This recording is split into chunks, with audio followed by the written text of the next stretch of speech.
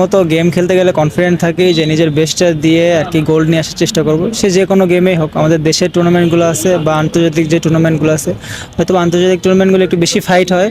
তো চেষ্টা করতেছি, এখন মোটামুটি ভালো প্র্যাকটিস হয়েছে আমাদের। অল্প একটু প্র্যাকটিস মানে মানে আপনার ক্যাম্প এই বছর মাসে শুরু করছে, তো প্র্যাকটিস একটু কম হয়েছে। তো আমরা চেষ্টা করবো আমাদের বেস্টটা দিয়ে গোল্ড মেডেল নিয়ে আসার চেষ্টা করবো। থাইল্যান্ড আমি বিগত 4টা বছরের ট্যুর পাই নেই, কারণ প্রতিবার টিম থেকে বাদ পড়ছি। তো এবার সিলেকশনে 1 নম্বর হয়ে আর কি খেলতে যাচ্ছি। এখন আত্মবিশ্বাস তো অনেক বেশি, এখন দেখা যাক আল্লাহ ভরসা। আমরা টিম নিয়ে বেশি কনফিডেন্ট।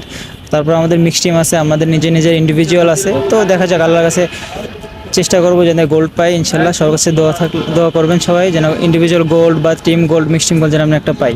আলহামদুলিল্লাহ, আমাদের প্রিপারেশনটা খুবই ভালো। তো লক্ষ্য থাকবে যে ভালো কিছু করার, তো ভালো কিছু করলে অবশ্যই ভালো একটা রেজাল্ট হবে। তো আমরা সবসময় তো ওরকম লক্ষ্য নিয়েই গেমে যাই যে যেন একটা রেজাল্ট করতে পারি, দেশের জন্য কিছু করতে পারি। আমরা কম্পাউন্ড ছেলে মেয়েরা তো সবাই যাচ্ছি, রিকাবের ছেলে যাচ্ছে, মেয়ে যাচ্ছে একজন। তো মোটামুটি সবাই অ্যাভারেজ 10জন প্লেয়ার, 10জনই ভালো।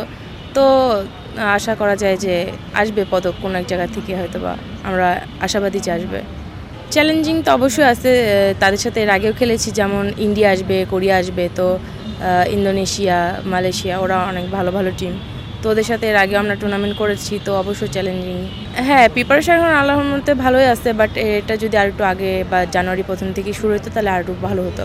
প্র্যাকটিসে যে সেশনটা যেটুকু সময় পেয়েছি আমরা মোটামুটি প্রিপেয়ার করতে পেরেছি, এবং তারপরে আমরা ওদের মধ্যে একটা র্যাঙ্কিং রাউন্ড হয়েছে, সেইটাতে আমার যে স্কোর, তারপরে কয়েকদিন পরে আমরা করেছি ট্রায়াল। সেই ট্রায়ালে যে স্কোর, মানে উই আর হ্যাপি।